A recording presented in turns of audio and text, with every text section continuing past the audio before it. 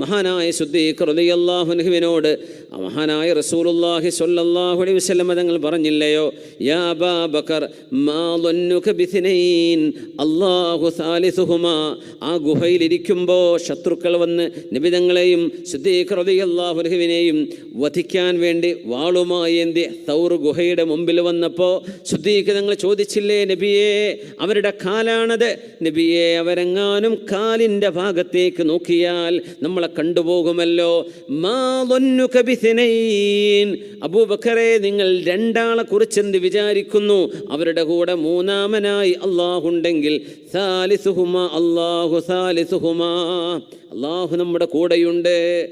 ആ ഒരു ബോധമുണ്ടാവലാണ് ലത്തീഫ് എന്ന വാക്കിലൂടെ, ആ ഒരു ഇസ്മിൽ പഠിക്കുമ്പോൾ നമ്മൾ പഠിക്കേണ്ട സ്വഭാവ ഗുണം അതാണ്. അള്ളാഹു ലത്തീഫാൻ, അള്ളാഹു എൻ്റെ കൂടെയുണ്ട്.